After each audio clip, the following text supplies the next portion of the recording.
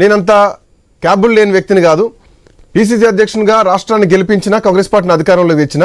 So ఇప్పుడు నన్ను మీరు తక్కువ చేసి చూస్తున్నారు. ఇంకా 100 సీట్లు గెలిపిస్తా, ఇంకో 15 ఎంపీ స్థానాలు గెలిపిస్తా అని తెలంగాణ ప్రజలకైతే ఇప్పటికిప్పుడు ఇవ్వాల్సినటువంటి క్లారిటీ కాదు, అంత అవసరం కూడా లేదు.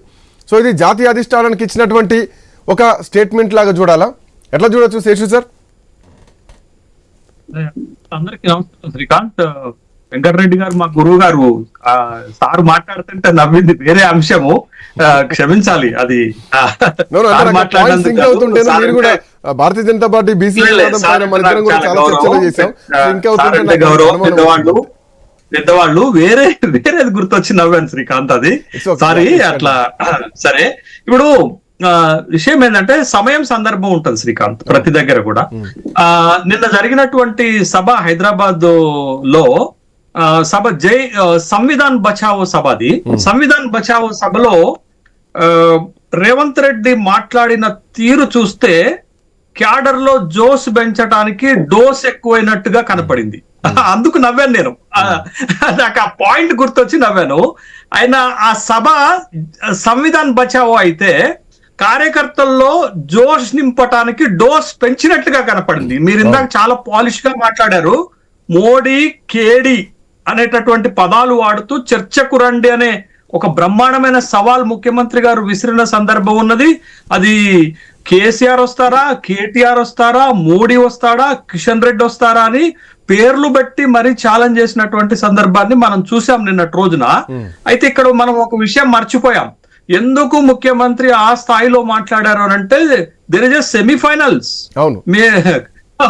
There is a semifinals. మధ్యలో ఒకటి మర్చిపోయినాం మనం. 2028కి వెళ్ళిపోయినాం. మధ్యలో ఒక సెమీఫైనల్ ఉంది, చాలా కీలకమైనటువంటి సెమీఫైనల్. అదే లోకల్ బాడీ ఎలక్షన్స్ ఉన్నాయి. 3 పార్టీలకు చాలా కీలకమైనటువంటి లోకల్ బాడీ ఎలక్షన్స్. అక్కడ వాళ్ళు గెలిస్తేనే కదా మీకు గ్రామ స్థాయిలో పార్టీకి బలమైనటువంటి పునాదులు ఏర్పడేది. అది 2028 శాసనసభ ఎన్నికల్లో గెలవటానికి దోహదపడేది. కాబట్టి ముఖ్యమంత్రి ఆ సభలో ఇంకొక మాట కూడా చెప్పారు. లోకల్ బాడీస్ లో 100కు 100% గెలవాలని చెప్పారు. నేను మిమ్మల్ని గెలిపించుకుంటానని చెప్పారు. మీరు మమ్మల్ని గెలిపించారు, ఇప్పుడు వచ్చేవి మీ ఎన్నికలే, మిమ్మల్ని గెలిపించుకుంటాను, 100కు 100% గెలవాలనేటటువంటి ఆ జోష్ నింపేటటువంటి కార్యక్రమంలో మాట్లాడినట్టుగా నాకు అనిపించింది. అయితే ఇక్కడ ఏంటంటే తెలంగాణ రాష్ట్రంలో మొత్తంగా ఓవరాల్ గా చూస్తే రాజకీయ పార్టీలు 3 పార్టీలు సవాళ్లు, ప్రతి సవాళ్లు. ఇది రోజు నిత్యం కనపడుతున్నటువంటి ఒక పొలిటికల్ డ్రామా, ఒక పొలిటికల్ మనకి స్క్రీన్ అన్నట్టు.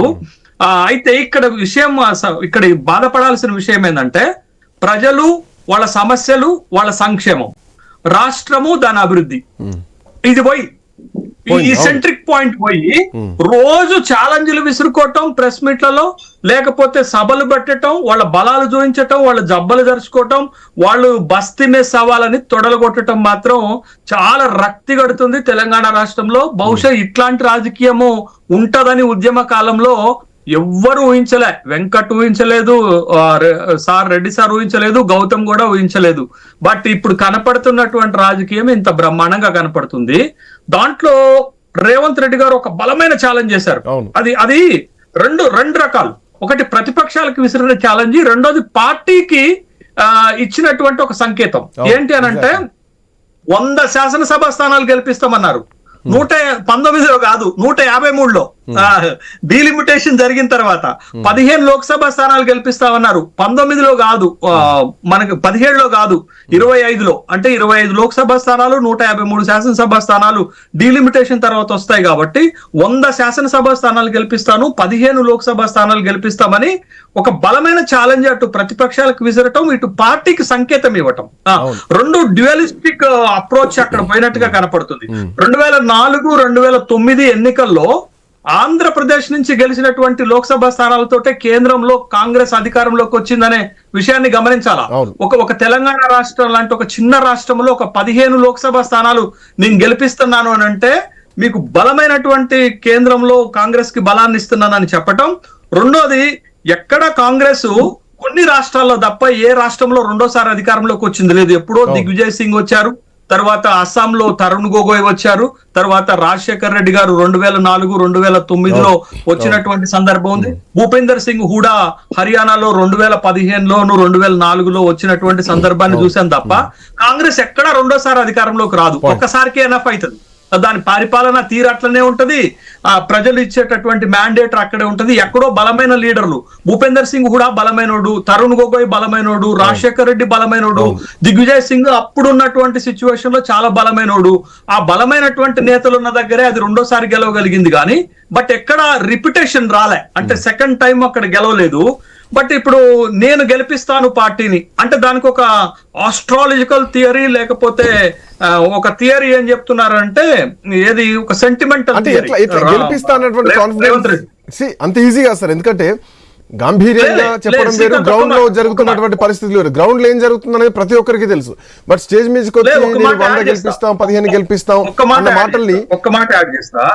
సెంటిమెంటల్ థియరీని తీసుకొస్తున్నారు రేవంత్ రెడ్డి గారు. సెంటిమెంటల్ థియరీ ఏంటి అనంటే 1994, 99లో టీడీపీ గెలిచింది, 2004, 2009లో కాంగ్రెస్ గెలిచింది, 2014, 2018లో బీఆర్ఎస్ గెలిచింది, 2023లో నేను గెలిచాను, 2028లో కూడా నేనే గెలుస్తాను అనేటటువంటి ఒక సెంటిమెంటల్ థియరీ తీసుకొస్తున్నారు. కానీ బట్ వాస్తవాలు అట్లా ఉండవు. వాస్తవం ఏముంటుందంటే ప్రభుత్వ పనితీరు ఆధారంగానే ప్రజలు పట్టం కడతారనేటటువంటి విషయాన్ని మనం గమనించాలా. 1999లో ఒక ప్రత్యేక పరిస్థితి, 2009లో ఒక ప్రత్యేక పరిస్థితి, 2018లో ఒక ప్రత్యేక పరిస్థితి మీద అప్పుడు ఆ ప్రభుత్వాలు రెండోసారి గెలిచాయి. బట్ ఇక్కడ మీరు గమనించండి, ఇప్పుడు రాజకీయం మారుతుంది. తెలంగాణలో రాజకీయం ఏం మారుతుంది? 2014లో ద్విముఖ పోటీ, 2018లో ద్విముఖ పోటీ, 2023లో ఆల్మోస్ట్ ద్విముఖ పోటీ, కానీ 2028లో త్రిముఖ పోటీ. మా వెంకటరెడ్డి గారు కూడా బలమైన ఫోర్స్ గా వస్తున్నారు. ఇప్పుడు దాకా మా వెంకటరెడ్డి గారు ఏం చెప్పారంటే మేము 35% ఓటు బ్యాంక్ వచ్చినాం, ఇంకో 2-3% ఓటు బ్యాంక్ యాడ్ చేసుకుంటే మాది అధికారం అని కాన్ఫిడెంట్ గా చెప్తున్నారు.